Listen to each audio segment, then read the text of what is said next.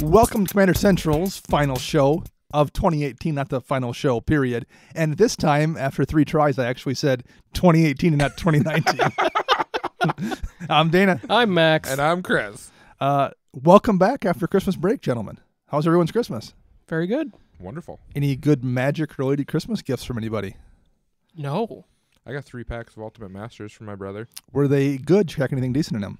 Back to basics. All right, well.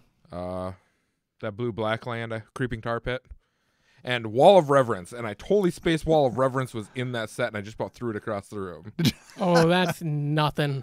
So did you tell Chris the story? I told Chris the story, but we can tell We'll it. share it. So we were at the shop Friday night, which is unusual for both Max and I. Usually you're there and we're not. So we decided to shake things up.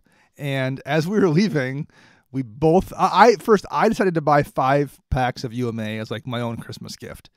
Because our store's running a good deal. Yeah. Why didn't you buy 6? Or was it 4 packs? No, it's four for X, 5 for X, Okay. 6 for, yeah. It got cheaper the more you bought. He set it up that way, just probably trying to sell stock. So I bought 4 packs and cracked them and got a demonic tutor. That's about it. And that was about it. But there was like 5 or 6 packs left, and I don't think a mythic had been cracked yet out of that box. So I'm like, come on, Max, it's worth it. What are the odds you whiff? So I buy. So he bought 4 packs as well. And what was the best card you had in your 4? I don't even remember. It wasn't a demonic tutor. Eldrazi Conscription? I think so, yeah. So you Not had a bad card. No. But that is literally the best playable / value monetary-wise card I pulled out of 4 packs of UMA. Whereas the other guy that was there that bought a couple packs. The last 2 in the last box. couple got a Goyf and a Hierarch. See, I do that a lot, too. I snipe the boxes like that. I'll let people, and they're just going ham buying. They're like, oh, I'm done. And I'm like, how many packs are left? They're like, oh, 4 packs? I'll buy them. Oh, that's what we should have. We bought the wrong 4, clearly. Yeah. But then the shop owner cracks another box and has the box topper there, and he like peels back the corner just enough so you can see what it is. Well, first I go, nobody knows what that is. $50. I'll That's give you true. 50 You bucks offered him right 50. here to take it. He goes 75. I said nope. So he peels back the corner so you can see what it is, and then says, "Okay, $75 you can have it now that I've seen it." He's like, "I wouldn't steer you guys wrong. It's worth 75." And both of us were like, I don't know. And we both passed. And he opens the rest of the way up, and it's a Cavern Cavern of of Souls box topper, which I then did wind up getting for more than the $75. He always does that. We used to crack packs of, I think it was Modern Masters 2. And he cracked the 1 pack, and he's like, all right, I'll just trade you straight up for your unopened pack. He's like, it's a good pack. I'm like, no, I'll open my pack. And Comet Storm. he's like, oh, here's Bitter Blossom. And then there's a really good foil. And I'm like, I should have taken that pack. And I knew he wouldn't have steered us wrong, but we were still both like, after getting burned by our packs, we both was like, no, we can't. Yeah. So It's the buying of the Khans of Tarkir box Yeah, all right. over again. Don't buy packs. And then of course we just go buy packs like dummies. It was Christmas. That was what I told myself.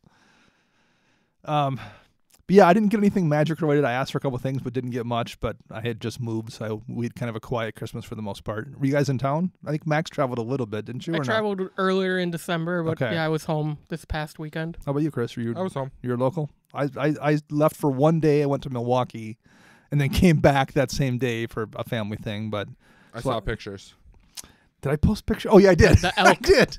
Let's see. There was a bear in your way in one of them, and then a giant turkey butt or a wing or something. Turkey wing. Yeah, that's right. That was my 1 day trip to Milwaukee To watch football. to watch the Packers, which was a good game. That was not a good well, game. like it was an entertaining game. I'll put it that way. They came back and won.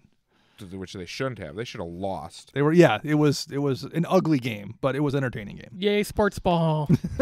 All right, you can listen to our Sports Ball podcast that airs every Wednesday, Sports Ball Central.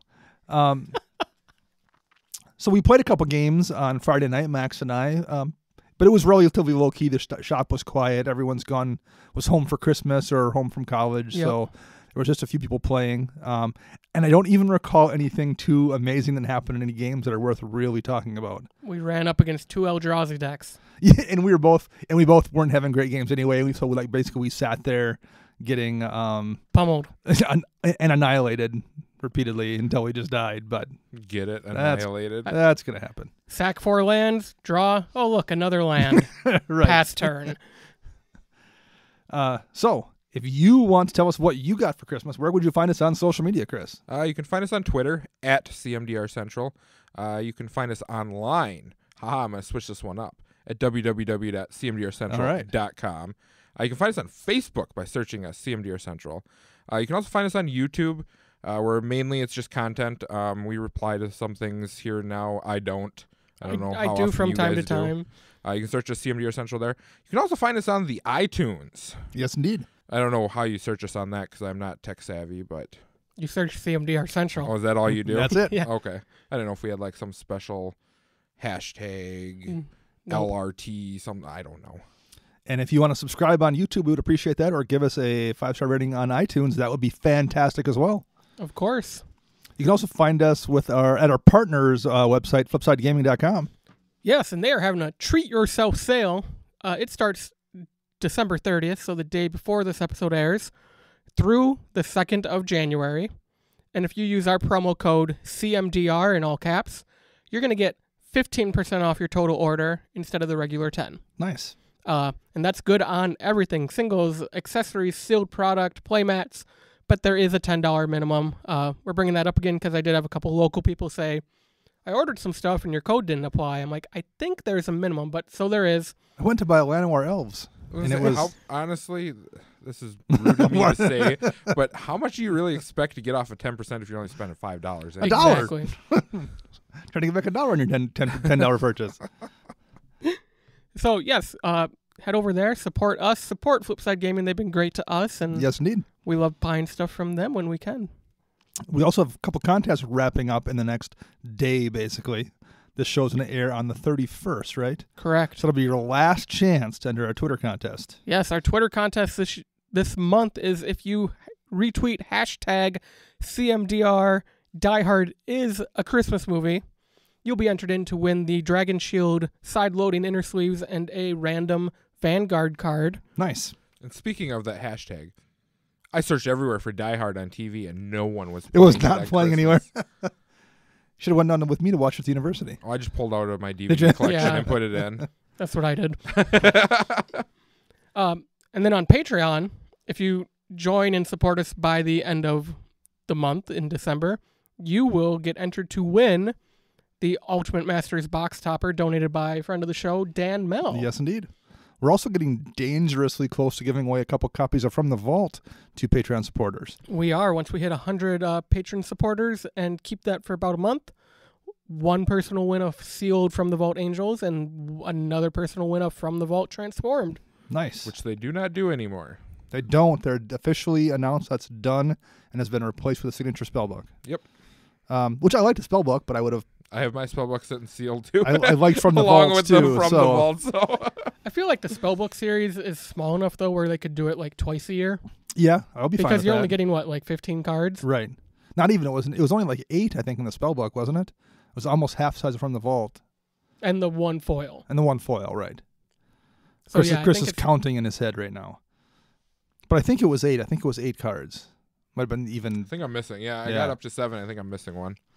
So yeah, I agree. They could do 1 or 2. Or they could do 2 of those in the year versus the one from the vault. But anyway, it was a nice product. I liked it. But I liked From the Vault too. I wouldn't have minded them doing both. It's like a way to get reprints out there, and we always need more of those.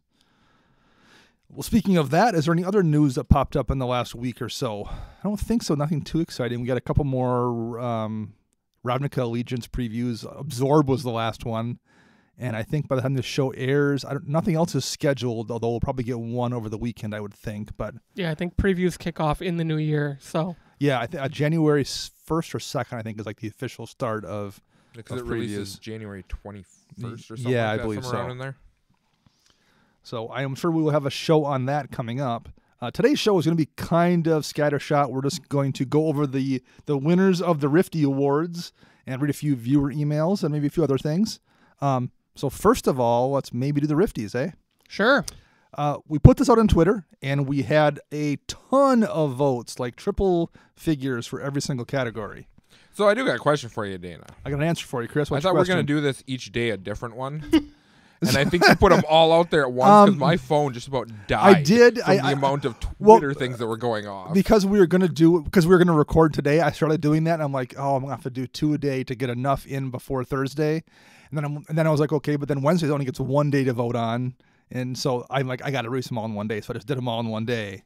Like every hour. Yeah, right. And I checked my phone. I'm like, oh, there's 76 responses. My phone just kept going off, and my wife's like, "What's going on?" I'm like, "Oh, just me being a celebrity and all."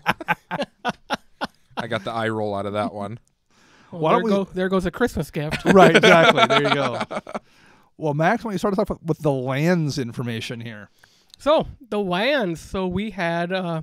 We all kind of agreed the Battle Bond lands here locally. It was a pretty quiet year for new lands being released. And yeah, all three of us voted for the Battle Bond lands. So the Battle Bond lands got about 91% of the votes between the poll. And there was 9% write-ins. And the biggest ones are the Memorial Cycle from Dominaria and then Arch of Erasca from Rivals of Ixalan. I liked Arch just fine. I run it in my Gyro deck. It's white, and I sometimes have mana to burn. It's not amazing, and I don't know if I'd run it in any other color combinations other than mono white, but it's fine. The Memorials I was a little bit surprised to see, though. They really didn't impress me. Have you guys had good luck with any of those? I know Chris brought up the blue one in Memorial to Genius, just as an additional card draw aspect. But yeah, I mean, it's a land that comes into play tapped, and if you happen to have, turn 10, some mana to burn, you can draw 2 cards. Yep, the white one creates tokens. The green one searches your library. The black one returns a creature from your graveyard to your hand.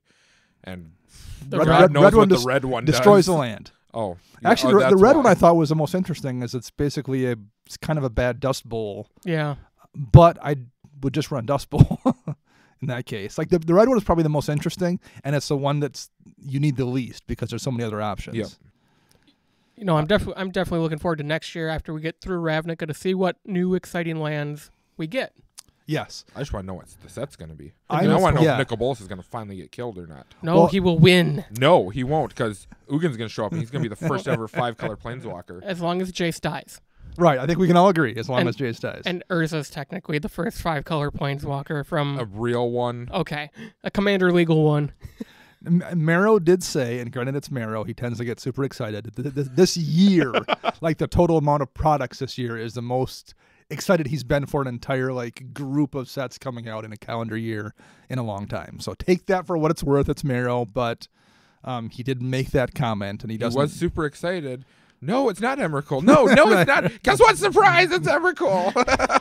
And he was hyped about Dominaria, and I have to agree that hype was worthwhile. I love that set. So maybe we'll get some other cool lands. Hopefully we'll get another multiplayer set in that Battle Bond Conspiracy slot. That's a good place to release new dual lands as well. That wouldn't surprise me if they do any of the factoring on sales.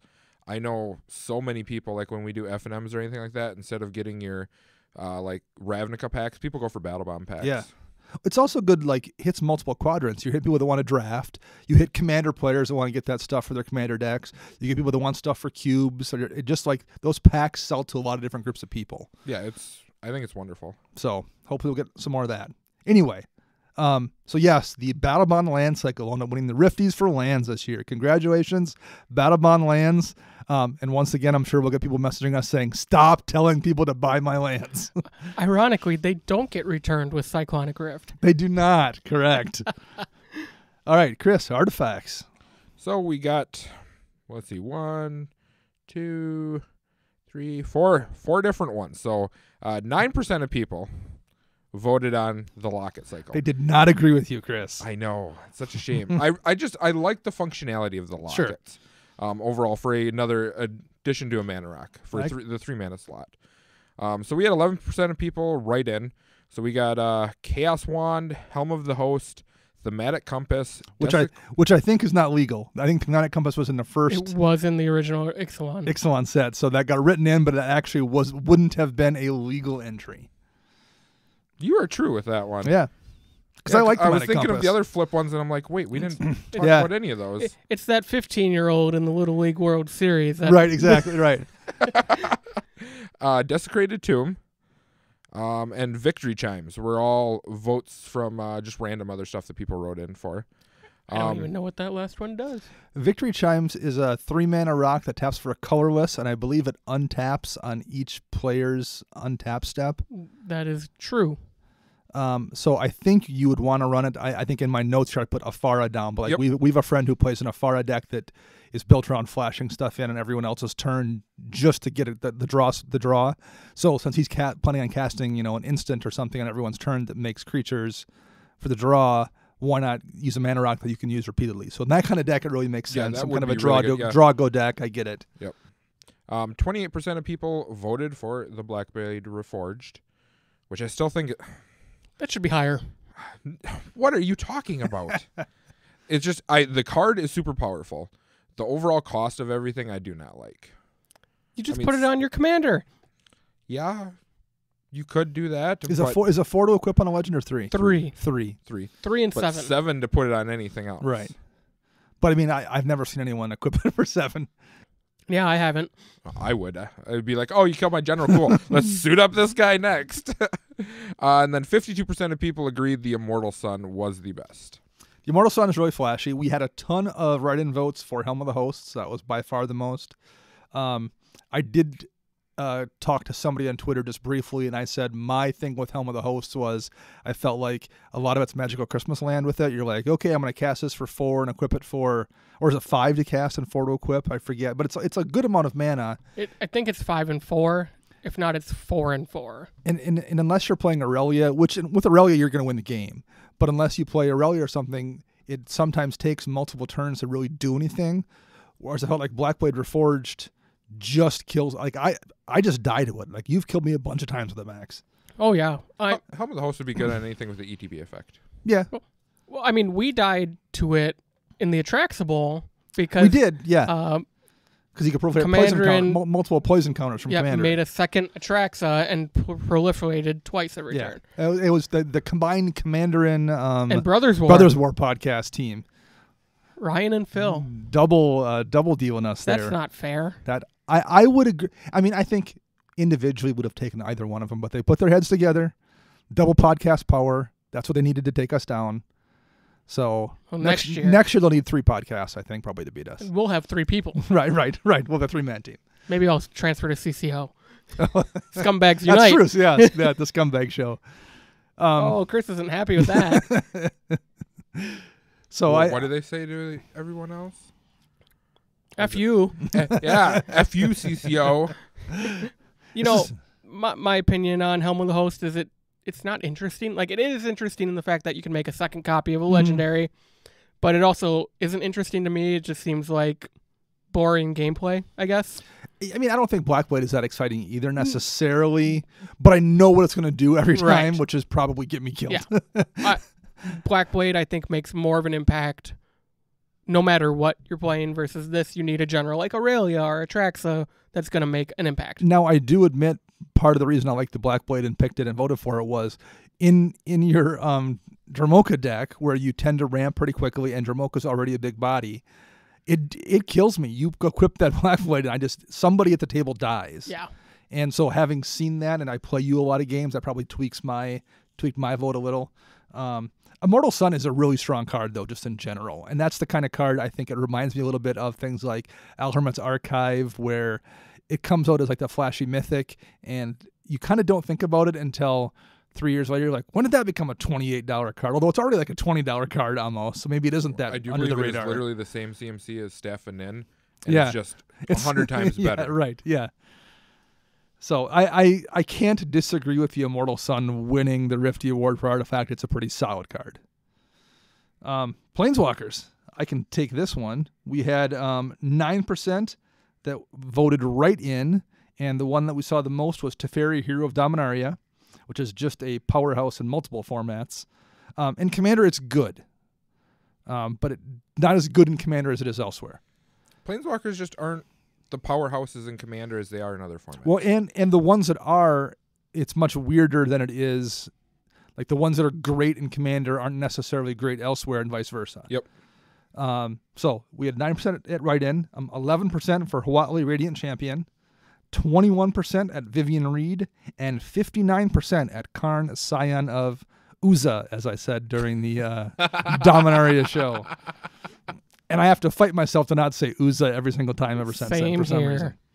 here. So yeah, no real surprises there. Teferi is a really solid card. But I feel like Karn is the one you're going to see indexed the most frequently every year. And I literally think it is probably just because he's colorless. He's easy to, and you know his value. He's a colorless planeswalker that comes out and is going to draw you cards. Yep. And if you're in an artifact deck, he's going to make you some kind of disgusting, 11/11 artifact pretty easily. So I think Karn's one will be seeing a lot going forward. And he won the Rifty. Chris, how about sorceries for us here? So we had 9% write-in, and it's actually quite a few of them on there. Find Finality, which is the split black-green card. Return creatures or give everything -4/-4 and something plus 2+1/+1 counters. I actually play that in Standard, so I know this card very well. Nice. You got Combo Attack, which I'm racking my brain trying to remember what that card was. Combo Attack is a 2 and a green sorcery from Battle Bond. 2 target creatures your team controls each deal damage equal to their power to target creature. So it's a weird fight-esque mechanic. But you take no damage back, so Yep. essentially, very often it's just going to be a 2-mana kill spell. Good in removal green. in mono green. Yeah. That's because mono green has a fight mechanic, and there's a few of them that are like that where they just deal damage. They don't actually fight. Right. We got Notion Rain, which is a horrible card. I don't know why people would vote for Right. this card. Blasphemer! And then Korvath's Fury. Furry. Fury. I wrote Furty in my notes. Okay, That should I wanted be to make furry. sure I was reading this right. In 2019, the new card is Furty. Furty, right, yeah. Then we had 41% of people voted for Star of Extinction and 50% for Pier's Whim. I was genuinely surprised. I like Star of Extinction, but maybe it's just our meta. I've seen so much Pier's Whim, and it's been such a pain in the butt to both to have cast against you, and when I cast it, it always feels super strong. Well, Star of Extinction is just one of those cards in red, because red doesn't have a lot of mass Yeah. removal. It's just good in general. It kills pretty much everything. Yeah, I think it's a solid card, too. I just think Pier's Whim has seemed like such a card that shouldered its way into at least our meta, and is in a lot of different decks now. Go ahead. No, that's it. So I feel like it's really kind of stuck out to me this year. Yeah, I think the big thing behind that push of Star of Extinction is the fact that it hits planeswalkers. Yeah, that's definitely true. I mean, it's double red in the casting cost. So I mean, 2-color decks and some 3-color decks can easily slot that in. Yeah. And And deal with planeswalkers. deals with that's very true. planeswalkers. I was excited to see Korvath's Fury on this list. It's a card I've started to like a lot. Yeah, you've been running it and casting it. It's replaced like Reforged the Soul in a lot of my red decks or red-white decks just because it's a one-sided effect. And we really like that here. Right, and you lose that thing with wheels where you're always worried about giving somebody an answer. Mm-hmm. Like, because there's those situations where I've drawn Wheel of Fortune, and I've looked around and been like, I'm down to 2 cards and I want to cast this, but those guys both have 7 and haven't dealt with my stuff yet, which means they don't have an answer, and I'm going to give them 7 chances at an answer. So you don't want to run it where this gets around that. It gives you a chance to get those cards back in hand. Not a full grip, but like you get a couple, you get, whatever you had +1, and they don't. Yeah. Right. That's really, really useful in red. That's why I only run my Wheel of Fortune in my Alesha deck, because I want the stuff in my graveyard. Right. Yeah. I mean, I'm also a little biased because, I mean, Dana over here is the guy that draws all the cards, so it's just really fun to be like, you're my foe, take 30. I deserve it at that point. Yeah, I you think. do. Because you were probably going to win the next turn. So Pier's Whim wins the Rifty for sorcery. Max, how about enchantments? Enchantment. So we had 14% go to the write-in vote. There was a good spread of write-in enchantments here. So they went from Phyrexian Scriptures, which I believe is a saga. Yep. Mm-hmm. Journey to the Eternity is the Golgari flip enchantment Yes. from Rivals. Estrid's Invocation, which actually had the most write-ins. Divine Visitation. Thousand Year Storm was actually a YouTube write-in. And Song of Freyalise, another saga from Dominaria. I like the sagas quite a bit. I'm running 2 of them in my Vela deck, and one of which is Phyrexian Scriptures. The other one is Antiquities War. I like the cards a lot. Obviously, History of Benalia was a serious player in Standard as well, and it might still be. is. So I liked that card a lot. None of those really jumped out at me as being... They're all kind of niche, though. Yep.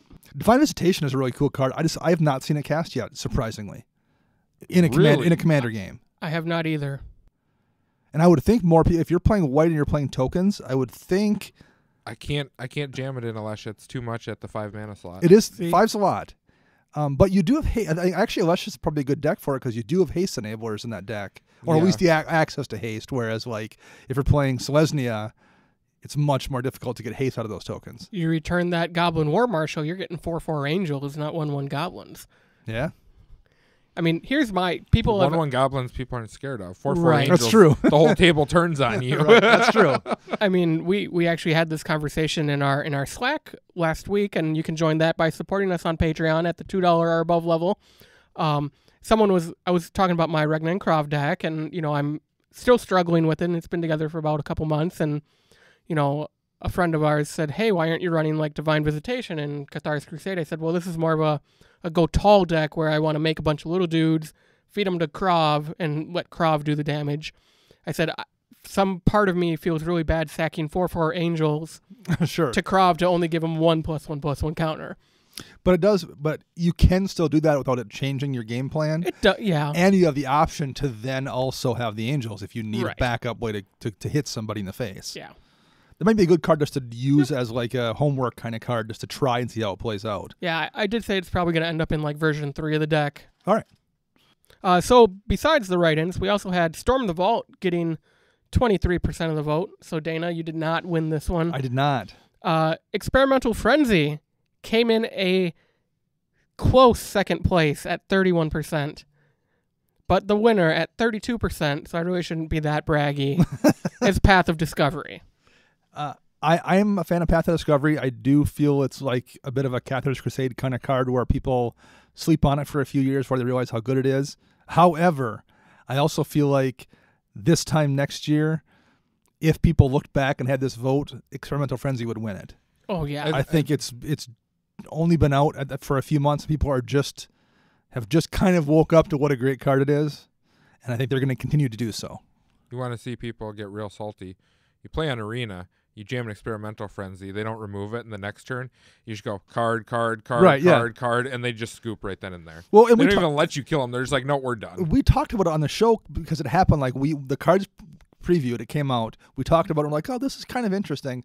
And then the next night at the shop, you guys were messing with it, and I'm just watching you guys play test with it and just go Experimental Frenzy, and then reveal the top card and be like land and instant, and then pass turn. I'm like, oh wow, that was a harmonize right there in red. Yeah, And it's that not was even standard. That For wasn't one even turn, Commander right? yet. For one turn, that was a harmonize, and you get to do it again next turn. And it's not even reveal. That's the best part. You only get to see that card and be like, okay, Right. I'll draw that next turn. And then I'll go. Meanwhile, you still get to draw. You just can't play the card. Right. So once you actually destroy it or someone destroys it, you've rebuilt your hand back up. Oh, it's such a good card in Commander. I actually, due to Experimental Frenzy being in my Tajik deck, I'm debating putting top in there so I can manipulate the top of my deck. So I always hit stuff with Experimental Frenzy. Yeah.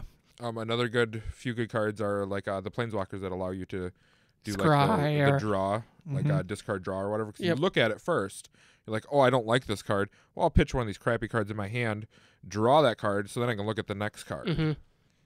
And you also kind of work around that Phyrexian Arena problem, quote unquote, where you play it and it doesn't do anything for a full turn. You play Experimental Frenzy and you've got it. You've got the access to the top card of your library right there. It's doing Yep. something pretty much immediately.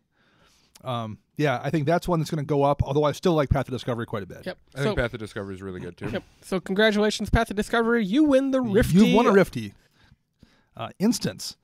We had 9% write-in again. Windgrace's Judgment got the most write-ins, and that's a really solid card. Settled Wreckage got, I think, 2 as well. Illegal nomination. Settle was. Yep. That's an OG Ixalan Ixalan card. Ixalan card, yep. Yeah, that definitely. I probably would have voted for that one. That would have been mine. Yeah. That in Charter Course. Yeah, Chart of Course I would have liked a lot as a sorcery as well. 12% for Vona's Hunger, Yes. 14% for Mission Briefing, and 65% for Assassin's Trophy. Yeah, saw that coming. Yeah, Assassin's Trophy is it's literally Path to Exile for anything. Yeah, I mean, I like Windgrace's Judgment a lot, but there are some decks where 5 mana is a good amount to keep free. And yes, it's an instant speed spell, and that's great. But when you're keeping 5 mana free for an instant speed spell, particularly in non-blue colors, it's not always that big of a deal. Yep. Because there's nothing else you're probably going to be doing with it. It's not like blue or like you're keeping the mana free for a counter spell. And if you don't need it, you'll blow up some permanents. If you're just playing Golgari, it's not nearly as useful at instant speed as it is in colors like blue. Not that it's not useful. Instant speed's always useful, but it's not as useful. I like the card, but I would take Assassin's Trophy over it. Yeah. The problem I see with Windgrace's Judgment is you're spending 5 mana, and in a 4-player pod, you want to cast that when you still have 3 opponents. Right.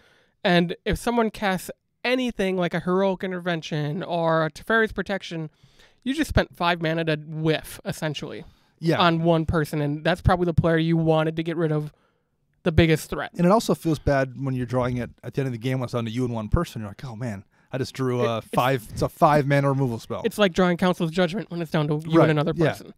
Yeah. But at least that's only 3. Right. It's a good card, but it is. I would rather whiff at 2 mana with Assassin's Trophy than 5 mana with Windgrace's Judgment. It's one of those cards that I feel like if Assassin's Trophy hadn't been printed, I'd have it in more decks, but that it got bumped by Assassin's Trophy. Another thing that I'm not a big fan of Windgrace's Judgment is at 5 mana, you're looking at the Wrath territory. Right, yeah. So why not just run a sorcery speed Wrath at 5 mana or 4 mana and get rid of everything next to like a counter spell or a Heroic Intervention? Right. And granted, it's not like, again, in Golgari, you don't have that austere command where it lets you flex around stuff, but still, you could just Toxic Deluge or Damnation or what have you. Yes, it can hit more different kind of targets, but I like Windgrace's Judgment. I just don't love it. Right. I mean, we were all hype on it before Ravnica spoilers. Yep. Like you said, if Assassin's Trophy didn't get printed, this would be amazing. And every time I drew Windgrace's Judgment in the decks where I ran it, I always was like, ooh, I don't quite want to cast it right now. Whereas when I drew Assassin's Trophy in the decks where I've got it right now, I always feel like I have this scalpel in my hand ready to deal with any problem at any point in time. And Windgrace's Judgment never felt like that. It felt like a thing that was going to suck up my entire turn. So that is why I didn't vote for it. I like the card, but didn't love it. How about non-commander creatures, Chris? So we had 21% write-in. We had Tendershoot Dryad, Sower of Discord, Ravenous Chupacabra. I love that card. Beast Whisperer, which, this is a speculation, but with the red-green that I've been seeing get spoiled, I have a feeling Beast Whisperer is going to go up in price. For sure. Just a speculation. It might well be an underpriced card just in general in Commander. So, yeah. Then we have Underrealm Lich and Treasure Nabber. So these were all specific choices of other people that voted on them. And I would say this about all those cards. If you guys would have showed up at the show last week and picked one of those cards for your choice, that would have made complete sense. Every one of those is a legit choice for your favorite creature for the year. Tendershoot Dryad. Ugh. I wish that card had a little bit more of a body to it. Yeah. For a 5 mana. But how broken would it be? 2/2, but right. If it were like a 5 mana 5/5, I'd be like, oh, this is awesome. Or even like a 4/4, because that a Sun Claws. I mean, in EDH it's easy to hit, but I mean a 5 mana 4/4, or even like a 3/4, I'd be okay with a bigger butt, smaller body. I'm okay with that. Make it a 0/10. That's fine. Because that's what the Doran decks need. Right. Or the Arcades deck. Arcades totally especially. Yeah, Arcades. I totally spaced those generals. Then we had 26 people vote for Rat Colony, and 53% of people voted for Spellseeker. Oh, yeah. And that was the choice you guys both simultaneously picked with Spellseeker, and that's a really solid card. It's a phenomenal card. It's just its versatility is, I can't stress it enough. I edited that show, and I went into the shop on Tuesday. And I looked at Danny and said, so after talking about the Rifties, I went through Brago, because that would be the deck I put Spellseeker in. I have 5 targets. That's it. So you pulled it out of the deck? No, it was in the stack of needs to go in. And I'm okay. For 5 targets, that's not worthwhile. But it's still a 3 mana card to hit your tutor to hit what you really need. True, but those 5 targets are Rift, Swords, Path. Done. Charter Course and something enough? else. Maybe that's enough. Rift. That's all that matters. True. Maybe the ability to search for your Rift on command, especially in that type of deck where that's one of your win con cards. I think it's worth it. That's true. Maybe you don't need to get multiple things. But maybe just getting one target is worth it. And if you happen to have a chance to get a second one, that's just gravy. And I mean, scumbag alert here. I think it also comes down to when I need to cast it, because like if I don't have the lock ready to go, I don't want to go tutoring for something Right. like Rift. And I do believe it is Sun Titanable. It is. It's CMC. 3 mana. It is, yeah. Oh darn. Okay. I know what I'm doing after we record. He's changed his mind back. Thank you, teamwork. Woo! So the winner is obviously Spellseeker. I was really surprised so many people voted for Rat Colony.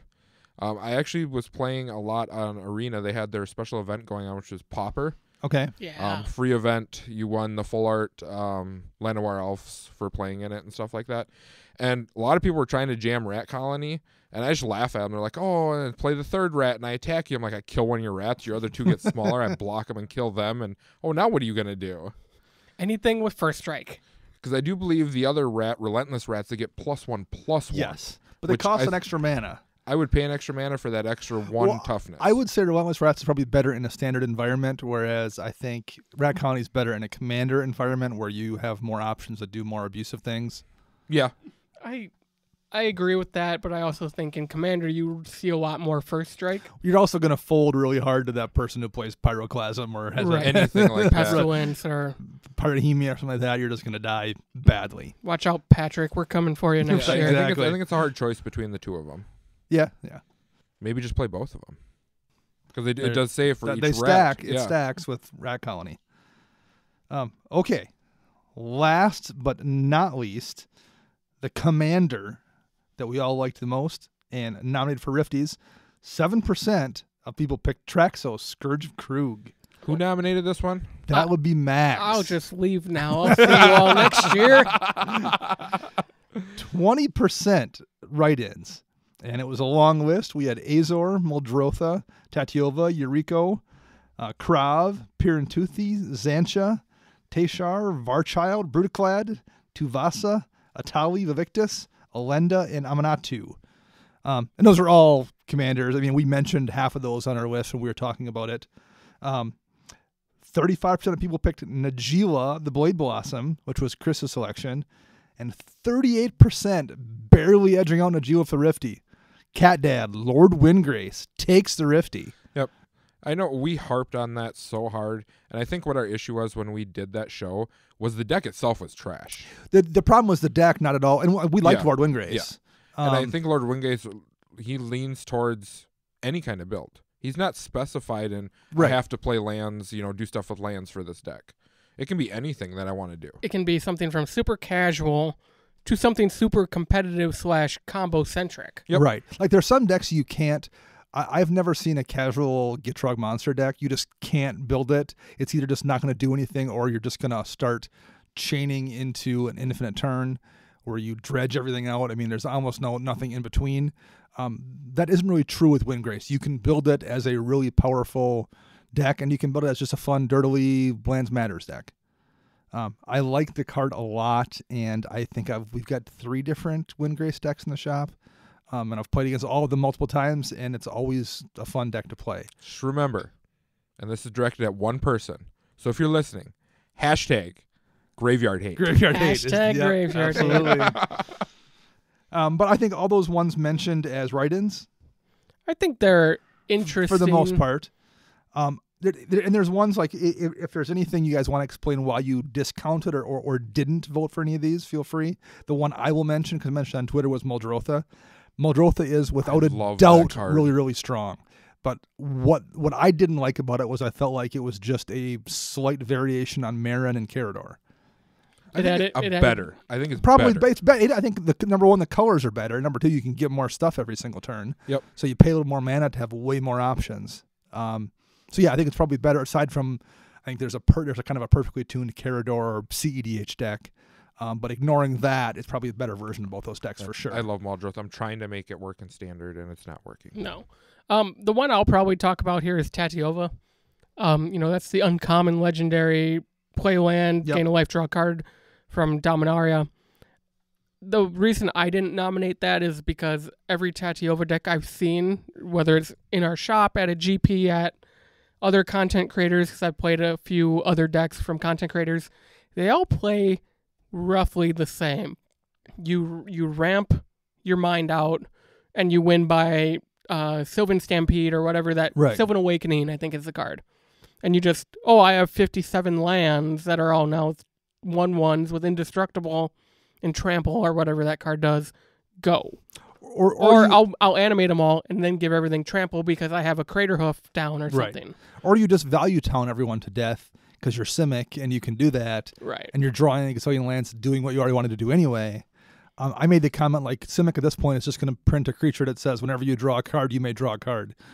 Like that's kind of Tatiova's one step away from that at this point. And Piran Toothy are that almost at that point too. And Toothy alone is. Yeah, Piran Toothy, I felt like that was somebody who has a Varel deck at Wizards of the Coast. Like, I want a better Varel deck because that's what it is. It's a way better version of Varel. But instead of making it a better Varel, let's make it 2 cards just in case it's not that good. Right.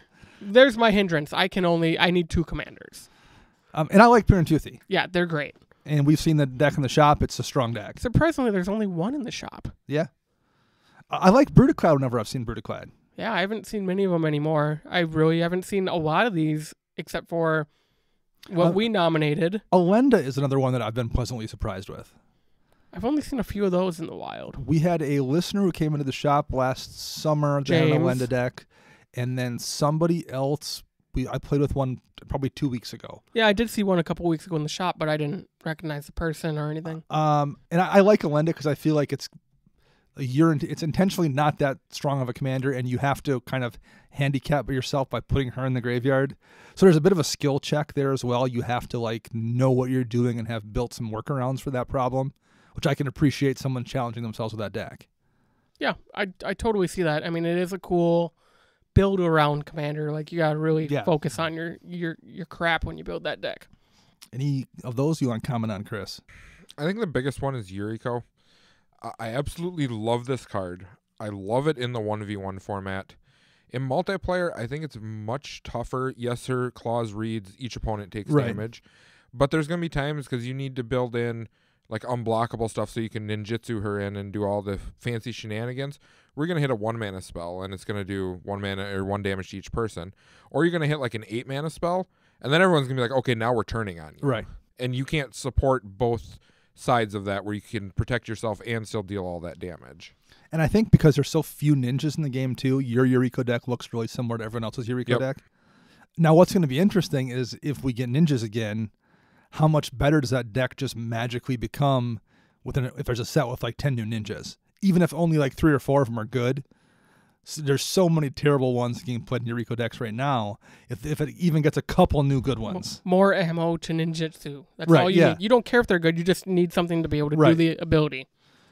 So that'll be interesting in the future to see where that deck goes.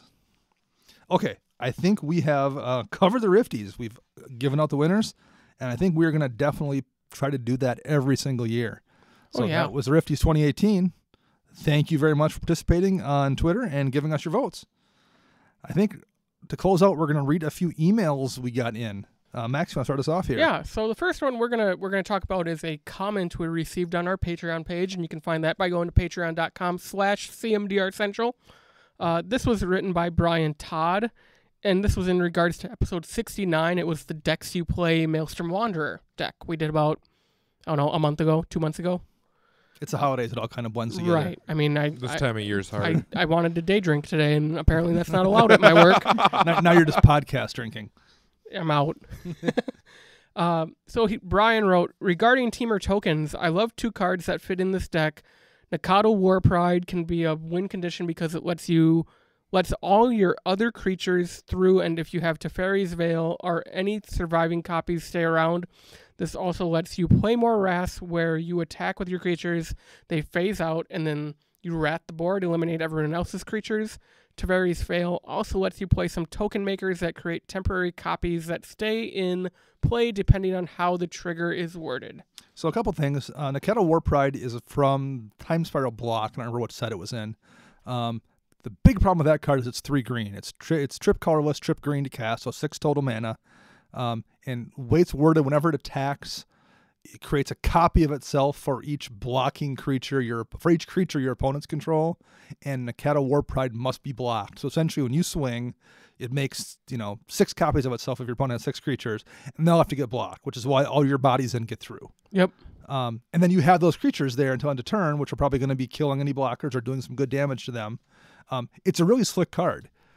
The problem is trip green. It becomes difficult to cast in a lot of token outside of a 2-color token deck. Yeah, and That becomes challenging to do. in 3 colors. That's really hard if you're running your Chromatic Lanterns or your Mana Confluence, City of Breath. It's all those cards that we habitually say when we do these deck techs, like, you're in 3 colors, you should be running this card. Right. And I like it a lot. I actually have it in my son's Arabo cat deck because it's a cat. That's still together? It is. Huh. I don't think it's been updated in 7 months. I could use it. Because I don't think we've played with it. We played like in September, October one game. Since but last Christmas? Yeah, well, not quite, but yeah, not far. But it's a cool card. And Teferi's Veil is an enchantment. Is it 2? Weatherlight. Yeah, and is it 2 in a blue or 1 in a blue? 1 in a blue. And basically, your creatures phase out at the end of combat. Whenever any creature you control attacks, it phases out at the end of combat. Yep. So I run it in my Edric deck. Because the deck's pretty vulnerable to board wipes, and I don't want to. If I don't have a counterspell there, I want my creatures to still be there after combat. That's the only deck where I run it, but I like the card a lot, and I think it's underplayed. They changed the ruling on tokens with phase. Tokens don't phase out or don't disappear when they phase out. They come back in. It's actually a card I think is underplayed. I think there's probably more decks that could stand to run it, including maybe my Talrand deck. Actually, might not be a terrible idea now that I think about it. But they don't come back until your next turn. They come back to the next turn. Yeah. So you do lose all your blockers. Is the correct. bad thing. But if they're attacking, you don't care. You only lose the attacking ones. Right. You only lose the attacking ones, and they're tapped anyway. So unless they have vigilance, it's not hurting you to have them go away. And what in mono blue gives you vigilance? Right. Exactly. And there's some things like challenge accepted. I'm gonna find something. Your team vigilance. Let me rephrase that. It has burned me before in Edric when I've attacked with like 7 creatures, gone to draw 7 cards. Land. Well, or one of them is Gaia's Cradle, which I play, and I'm like, oh, I can tap this for 1 because I've got 7 creatures phased out. So it's not totally without downside. I mean, I guess I would hit Nykthos the same way, or anything that cares about the number of creatures you have. It doesn't technically affect that, but it is a cool card, and I think those are that's 2 good suggestions there. I will read an email here from Josh Phelps. He said he sent us a deck list or 2 in the past. He wanted to say he loves this show and he's eagerly awaiting every new episode. Well, thank you very much, Josh. He's got one thing to ask. Voidmage Husher, what do we think about this card?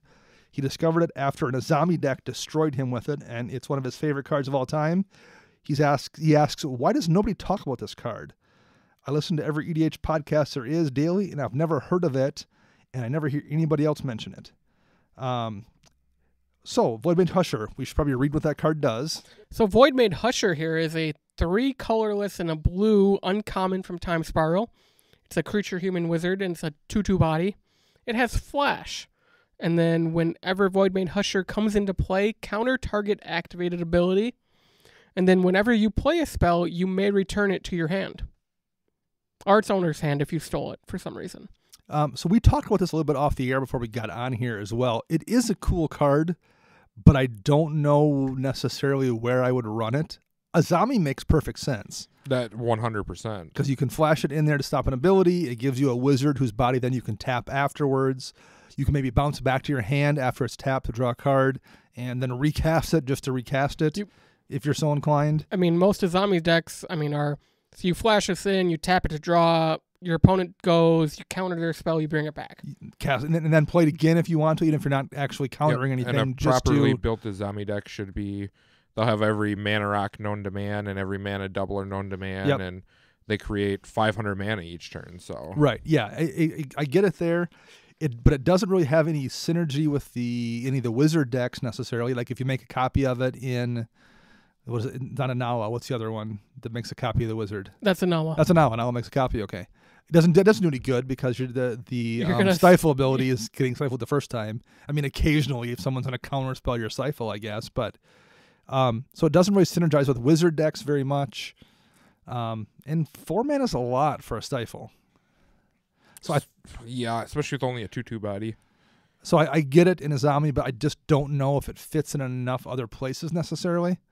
But maybe if you play in a meta where you see a ton of fetches that you want to stifle, I guess it's worth it just to do that, maybe. It stops those core havens or Maze of Ith, stuff that's like true. that. But I mean, it's very unique in where you want to use it. And also, I would believe it's one of those cards that you need to see it and play to appreciate how useful it is, maybe. I would buy that. Definitely has to be in the proper build. Like, I've seen this in Azami decks, and it is stupid to play against. Sure. That I absolutely buy. The art's really cool. Yeah. Yes, it is. Well, and it's such a time spiral card, too, where it's got 4 weird abilities, and it's like doing a thing that no card's done before. I like it. I just don't know where I myself would run it. All right. We've got a couple more emails here to read. So we received an email from one nice gentleman by the name of Trent Trumbly. And I completely butchered your last name. I guarantee it. I'm going to jump on that. I went through our YouTube comments today for the last couple episodes, and someone said, "Oh my gosh, you got my name right." I saw that. Nobody ever saw gets that. my name right. And I literally commented saying, "Thank God we butcher everybody. You are the luckiest person in the world." So Trent just wanted to respond to a question at the end of our episode. Another one from episode 69, Maelstrom Wanderer, when we asked about interesting token decks. And he says he doesn't have Twitter, so he wanted to respond via email, which is awesome. Thank you very much. So he says that he used to have an Alesha Who Smiles at Death token deck. Wanted to change it, so he changed it to Esper tokens, running a 1 Silas Wren and Timna the Weaver. He said he wanted to keep it away from devolving into good stuff type of decks, which most of the time partner commanders kind of do. Kind of, yeah. Yeah. Just because you have the ability to break the color pies with 2 separate generals that do 2 separate things. They're not limited to one type of thing.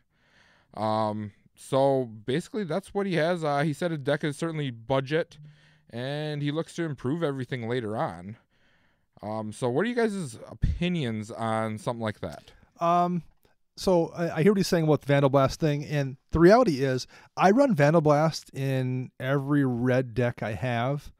And do you have it in your red, I do have it in Tajik. It's one of those cards like every blue deck is running Counterspell, every Right. red deck is running Vandal Blast. It's something you but just... there's one Vandal Blast in your red deck. Right. You don't have 4 copies of it, so like I think that there's a lot of Vandal Blasts out there, but there's, unless you're playing 4 red decks or 3 red decks in your pod or something, odds are you're just not going to see it. That's just how statistics work. And it's 100 card singleton format. Right. I mean, I run Austere Command in most of my white decks. I think I have Merciless Eviction in my 1 white-black deck that I can make hit all artifacts. But I have to hit those cards, or I have to at least hit a tutor to let me go get that and have you be in a position where it's worth me hitting your artifacts. That just doesn't happen every game. So I think you want to diversify if you can, but I think sometimes you just have to, you just build your deck and you're like, well, if I get Vandal Blasted, I'm going to fold, and that's just what it is. Because it's not going to always happen. Yeah, I mean, I can agree with that. I mean, in the shop here, we have a guy in the shop that runs a lot of partner decks, and they're very thematic at least, so they're not just OP good stuff decks. But I mean, he did have this. He had the Esper Robots deck where it was an Esper tokens using Timna and Silas Wren. Yep. And he actually, I think I played against it 2 weeks ago, and he said, "Yeah, this is the last game. It's getting ripped apart. I'm just not happy with it." There are things that every deck has a weakness. I'm sorry, like no matter what you build, every deck you can't build a 5-card deck and pack it full of counterspells to protect your general. You can't build. I mean, Breya gets hit hard by Vandal Blast and by Right. Merciless Eviction and by Austere Command, and it's clearly not keeping people from playing Breya. It's like one of the top 5 most frequently built decks in DH Rag. It's a part of the game. Yeah, it just is what it is. So I would say don't build a deck just because you're afraid of that. Unless your friends all start metagaming against you and running like Shatterstorm and Shattering Spree and whatever they can think of to Hercules run. Recall. Right, No, exactly. I wouldn't worry about that because 90% of decks, as he's talking about, mainly all his ramp is mana rock based. 90% of decks, that's what they are. They have. That's all you can do unless you're Yeah. playing green. That's your only option anyway. So yeah, I wouldn't. That's not a reason not to build a deck unless you're in some really weird specific meta where your friends are going to intentionally build against that. And I doubt. And that's if they the see case. Vandal Blast every single game, I would call them out. And then you just right. And if they're all building against your artifact deck, then just build another deck that has no artifacts, and build an Enchantress deck, and then don't let them know what you're playing till the game starts. then their deck's going to be half the time is going to be useless against the deck you pick. Yep. So like they'll have to then deal with that as well. So that's not a reason to not build a deck, I don't think. No, my best analogy to that is, you worry about Vandablast, worry about the other stuff. I have to literally check my deck sometimes to make sure Soul Ring's still in there because I never see that Right? Yeah, card. no, but you're not wrong. Yeah, I had that happen before too.